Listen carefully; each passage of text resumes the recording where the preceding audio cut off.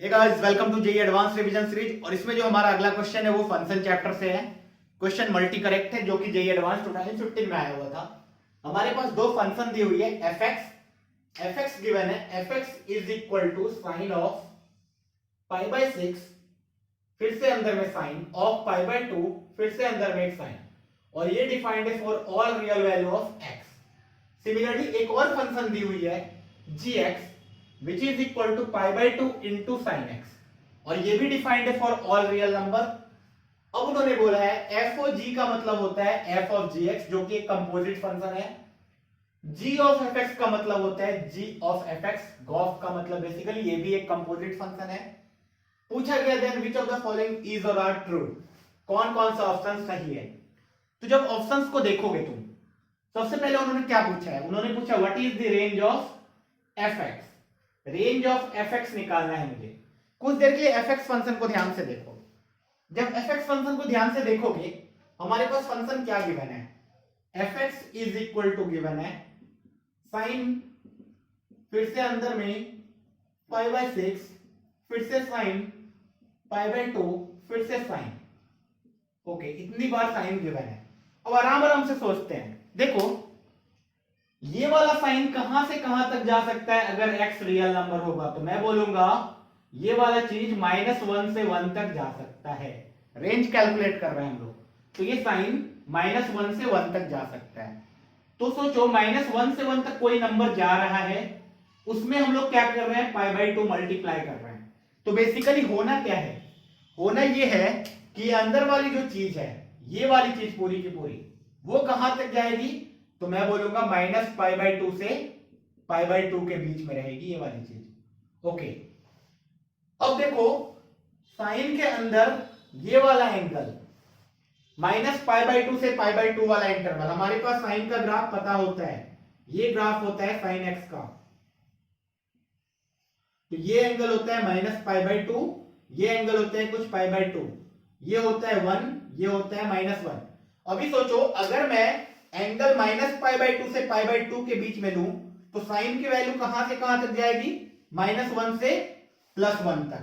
तो मैं बोलूंगा ये टोटल वैल्यू कहां से कहां तक गई, फिर से -1 से +1 तक। अच्छा, फिर से इसमें मल्टीप्लाइड कौन है, π/6। दिस मीन्स ये वाली वैल्यू कहां तक जाएगी, तो मैं बोलूंगा -π/6 से π/6 तक। अच्छा, अब ये फिर से साइन के अंदर जाने वाला है। अभी सोचो -π/6 से π/6 वाला इंटरवल क्या होगा, तो मैं बोलूंगा -π/6 कहीं इधर होगा, +π/6 कहीं इधर होगा। अच्छा, π/6 पे साइन की वैल्यू होती कितनी है, तो मैं बोलूंगा 1/2। तो -π/6 पे कितनी होगी, -1/2। तो बताओ रेंज कितना हो गया, रेंज कितना हो गया, तो मैं बोलूंगा ये जो f(x) की वैल्यू है वो -½ से +½ तक जाएगी। इसका मतलब क्या हो गया, पहला वाला ऑप्शन सही हो गया। हमने रेंज कैलकुलेट कर लिया फंक्शन का, जो कि -½ से +½ के बीच में है। चलो ऑप्शन नंबर बी देखते हैं। बोला गया range of F of G X. F of G X के बारे में आप सोचते हैं। सोचो एफ ऑफ जी एक्स का मतलब क्या होगा, फंक्शन के अंदर जी एक्स डाल दो, एफ के अंदर जी एक्स डाल दो। जब एफ के अंदर जी एक्स डालोगे तो क्या होने वाला है, सोचो एफ के अंदर मतलब ये तो साइन रहेगा पहला वाला, फिर से π/6 इंटू साइन तो रहेगा ही, फिर से π/2 इंटू साइन तो रहेगा ही, लेकिन x के जगह क्या आ जाएगा, gx। और gx कितना है, π/2 times sine x, π/2 times sine x। Okay, तो मतलब एक और साइन x इन्होंने बढ़ा दिया। अब फिर से सोचते हैं, इसका रेंज कैलकुलेट करना है, बहुत ही आसान है, अब तो हम लोग सीख ही चुके हैं कैसे रेंज निकालते हैं। मैं बोलूंगा ये वाली चीज -1 से 1 जाएगी। दिस मीन्स ये वाली चीज कहां तक जाएगी, -π/2 से π/2 के बीच में। ओके, अगर ये वाली चीज -π/2 से π/2 के बीच में है, तो बताओ साइन के अंदर ये वाला एंगल लोगे तो फिर से कितना रेंज आने वाला है, ये वाली चीज जाएगी -1 से 1 के बीच में। अच्छा, उसके बाद फिर से उसमें मल्टीप्लाई क्या किया गया है, π/2। π/2 जब मल्टीप्लाई करोगे तो ये एंगल टोटल कहां से कहां तक जाएगा, तो मैं बोलूंगा ये वाला एंगल -π/2 से π/2 के बीच में जाने वाला है। ओके, फिर से हमने उसमें साइन ले लिया, फिर से जब साइन लिया तो फिर से रेंज कितना हो जाएगा इस वाली चीज का, मैं बोलूंगा ये वाला चीज फिर से -1 से 1 के बीच में जाने वाला है। अच्छा, उसमें मल्टीप्लाई कौन हो रहा है, π/6, तो ये वाला चीज टोटल कहां से कहां तक जाने वाला है, तो मैं बोलूंगा ये वाला चीज -π/6 से π/6 के बीच में जाने वाला है। अच्छा, साइन के अंदर फिर से वही सेम एंगल आ गया क्या, बोलेंगे हाँ, फिर से सेम एंगल आ गया, मतलब रेंज फिर से इसका भी कितना हो गया, -1/2 से 1/2। ऑप्शन बी भी सही हो गया। चलो ऑप्शन नंबर सी को देखो। ऑप्शन नंबर सी इन्होंने बोला है limit x tending towards 0 fx upon gx।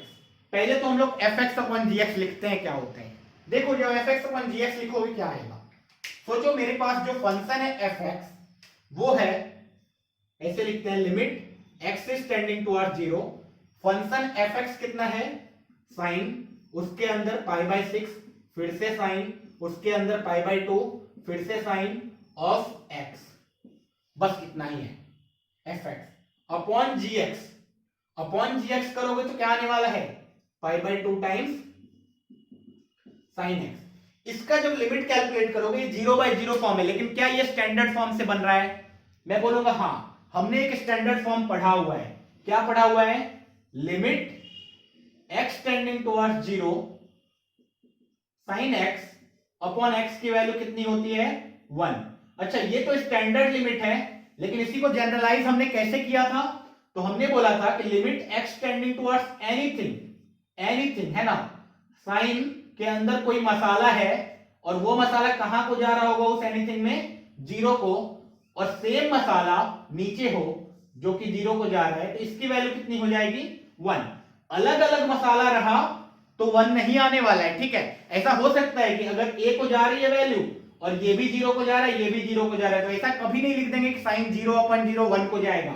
हमें ये देखना है कि ये दोनों जो मसाला है वो दोनों सेम होना चाहिए। फॉर एग्जाम्पल, अगर साइन x² - 1 है और नीचे x - 1 है और उन्होंने बोल दिया limit x is tending towards 1, तो क्या इसकी वैल्यू 1 लिख दूंगा, बोलेंगे नहीं, तुरंत नहीं लिख सकते, क्योंकि देखो साइन 1 पे ये तो 0 जा रहा है, लेकिन क्या सेम मसाला नीचे है जो 0 को जा रहा है, बोलेंगे नहीं।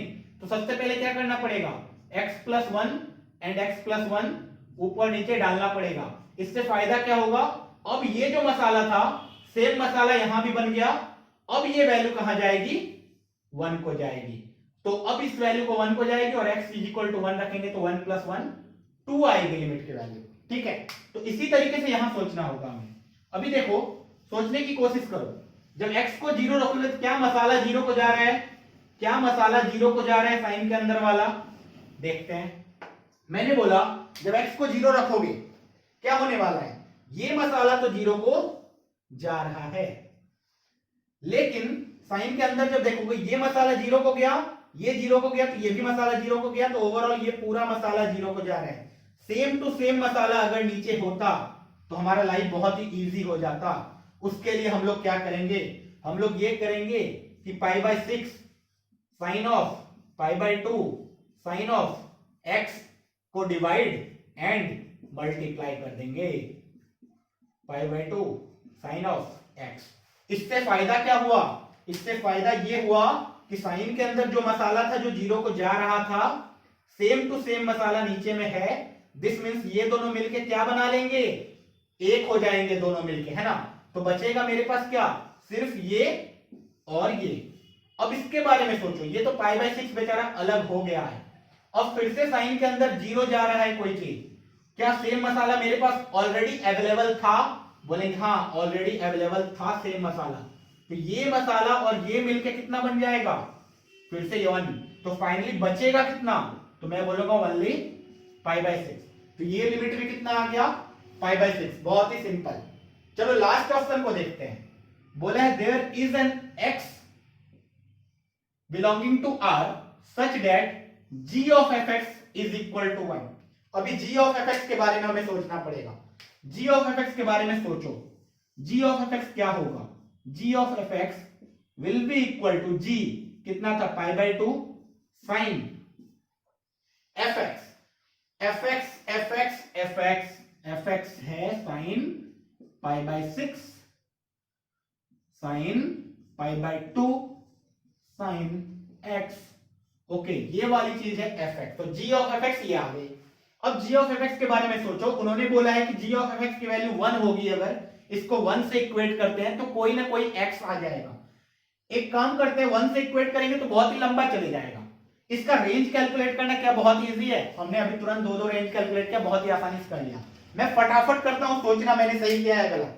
मैंने बोला कि इसकी वैल्यू -1 से 1, तो इसमें π/2 मल्टीप्लाई करेंगे तो ओवरऑल इसकी वैल्यू -1 से 1, इसमें π/6 मल्टीप्लाई करेंगे तो इसकी वैल्यू -π/6 से π/6। अच्छा, इसकी वैल्यू -π/6 से π/6, तो इसके अंदर साइन जाएगा तो इसकी वैल्यू कितनी, -12 से +12। अच्छा, साइन के अंदर -12 से +12 जा रहे हैं, साइन के अंदर -12 से +12 जा रहे हैं, तो रेंज कितना आ गया, साइन ऑफ -12 से π/2 इंटू साइन ऑफ +12। अच्छा, ये देखो ये आने वाला है minus of π/2 into sine of half से लेकर के π/2 इंटू साइन ऑफ हाफ तक। अच्छा, अब देखो साइन ऑफ हाफ को अप्रोक्सीमेट हमें करना पड़ेगा। साइन हाफ के बारे में सोचो, हाफ एंगल मतलब 0.5। अच्छा, π/6 कितना होता है, π/6 लगभग 0.5 से छोटा होता है, मतलब 0.5 कहीं इधर आएगा।